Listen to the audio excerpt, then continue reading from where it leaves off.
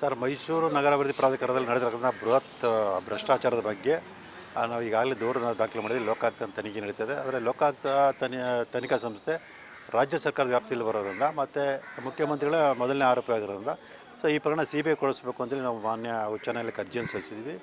ಈಗಾಗಲೇ ಸಾಕಷ್ಟು ವಿಚಾರಣೆಗಳು ನಡೆದು ಇವತ್ತು ಅಂತಿಮ ತೀರ್ಪು ನೀಡುವ ಮೂಲಕ ಈ ಪ್ರಕರಣ CBI ವಹಿಸುವಂಥ ವಿಶ್ವಾಸ ನಮಗಿದೆ. ಖಂಡಿತವಲ್ಲ ಸರ್. ಈಗ ಲೋಕಾಯುಕ್ತ ತನಿಖೆ ಸಂಸ್ಥೆ ಈಗಾಗಲೇ ನಾವು ಅರ್ಜಿ ಸಲ್ಲಿಸೋಕ್ಕಿಂತ ಮುಂಚೆನೇ ಆರೋಪಿಗಳ ಜೊತೆ ಶ್ರಮಲಾಗಿ ಅವ್ರನ್ನ ರಕ್ಷಣೆ ಮಾಡುವಂಥ ಕೆಲಸಗಳು ಮಾಡೋದಕ್ಕೆ ಸಂಬಂಧಪಟ್ಟ ದಾಖಲಾತಿಗಳು ನಮ್ಮ ಬಳಿ ಇರೋದ್ರಿಂದ ಅವನ್ನೆಲ್ಲವೂ ಕೂಡ ಮಾನ್ಯ ನ್ಯಾಯಾಲಯಕ್ಕೆ ಸಲ್ಲಿಸಿದ್ದೀವಿ. ಅದನ್ನೆಲ್ಲ ಪರಿಗಣಿಸಿ ಮಾನ್ಯ ನ್ಯಾಯಾಲಯ ಇವತ್ತು CBIಗೆ ವಹಿಸುತ್ತೆ. CBIಯಿಂದ ತನಿಖೆ ನಡೆದರೆ ಈ ಪ್ರಕರಣಕ್ಕೆ ಒಂದು ತಾರ್ಕಿಕ ಅಂತ್ಯ ಕಾಣಿಸುತ್ತೆ. ತಪ್ಪಿತಸ್ಥರೆಲ್ಲರಿಗೂ ಶಿಕ್ಷೆ ಆಗುತ್ತೆ ಅನ್ನೋ ವಿಶ್ವಾಸ ನಮಗಿದೆ. ಸರಿ, ಅದೇ ಈಗಾಗಲೇ ನಾವು ಗಮನಿಸಿದಾಗೆ ಲೋಕಾಯುಕ್ತ ತನಿಖಾ ಸಂಸ್ಥೆಯವರು ಇದೇ ಸಿದ್ದರಾಮಯ್ಯ ಸಂಬಂಧಪಟ್ಟಾಗೆ ಬೇರೆ ಒಂದು ಪ್ರಕರಣದಲ್ಲಿ ನಡೆಸಿದ ತನಿಖೆ ವರದಿಯಲ್ಲಿ ಕಂಡುಬಂದಂಥ ಲೋಪದೋಷಗಳ ಬಗ್ಗೆ ಮಾನ್ಯ ಜನಪ್ರತಿನಿಧಿಗಳ ವಿಶೇಷ ನ್ಯಾಯಾಲಯ ಆಕ್ಷೇಪಣೆ ವ್ಯಕ್ತಪಡಿಸಿ ತನಿಖಾಧಿಕಾರಿಗೆ ಶೋಕಾಸ್ ನೋಟಿಸ್ ನೀಡಿರೋದು ಕೂಡ ನಮಗೆ ತಿಳಿದು ಬಂದಿದೆ. ಹಾಗಾಗಿ ಲೋಕಾಯುಕ್ತ ತನಿಖಾ ಸಂಸ್ಥೆಯಿಂದ ಸಂಪೂರ್ಣ ನ್ಯಾಯ ಸಿಗುತ್ತೆ ಅನ್ನೋ ವಿಶ್ವಾಸ ನಮಗೆ ಇಲ್ಲದೇ ಇರೋದ್ರಿಂದ CBI ಕೊಡಬೇಕು ಅಂತ ನಾವು ಮನವಿ ಮಾಡ್ಕೊಂಡಿದ್ದೀವಿ.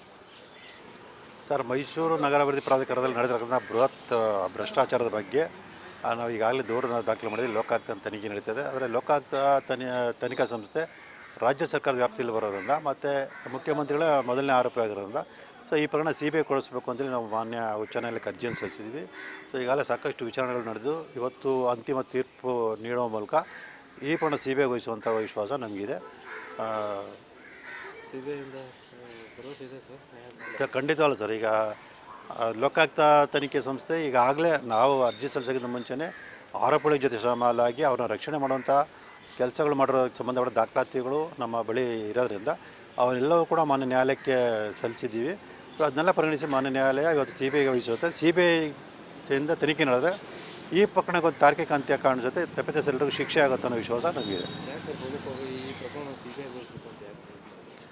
ಸರಿ, ಅದೇ ಈಗಾಗಲೇ ನಾವು ಗಮನಿಸಿದಾಗೆ ಲೋಕಾಯುಕ್ತ ತನಿಖಾ ಸಂಸ್ಥೆಯವರು ಇದೇ ಸಿದ್ದರಾಮಯ್ಯ ಸಂಬಂಧಪಟ್ಟಾಗೆ ಬೇರೆ ಒಂದು ಪ್ರಕರಣದಲ್ಲಿ ನಡೆಸಿದ ತನಿಖೆ ವರದಿಯಲ್ಲಿ ಕಂಡುಬಂದಂಥ ಲೋಪದೋಷಗಳ ಬಗ್ಗೆ ಮಾನ್ಯ ಜನಪ್ರತಿನಿಧಿಗಳ ವಿಶೇಷ ನ್ಯಾಯಾಲಯ ಆಕ್ಷೇಪಣೆ ವ್ಯಕ್ತಪಡಿಸಿ ತನಿಖಾಧಿಕಾರಿಗೆ ಶೋಕಾಸ್ ನೋಟಿಸ್ ನೀಡಿರೋದು ಕೂಡ ನಮಗೆ ತಿಳಿದು ಬಂದಿದೆ.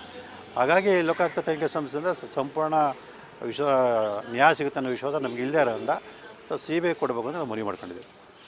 ಕನ್ನಡಿಗರ ಮೆಚ್ಚಿನ ನಿಮ್ಮ ನ್ಯೂಸ್ 18 ಕನ್ನಡ ಈಗ ವಾಟ್ಸ್ಆಪ್ನಲ್ಲಿಯೂ ಲಭ್ಯ. ಕರ್ನಾಟಕ ಮತ್ತು ದೇಶ ವಿದೇಶದ 360 ಡಿಗ್ರಿ ಸುದ್ದಿ ವಿವರವನ್ನ ನೀವು ನಿಮ್ಮ ಕೈ ಬೆರಳುಗಳಲ್ಲಿಯೇ ಪಡೆಯೋದಿಕ್ಕೆ ಈ QR ಕೋಡ್ ಅನ್ನು ಸ್ಕ್ಯಾನ್ ಮಾಡಿ. ನಮ್ಮ ಚಾನೆಲ್ ಅನ್ನು ಫಾಲೋ ಮಾಡಿ, ನೋಟಿಫಿಕೇಶನ್ ಆನ್ ಮಾಡಿ.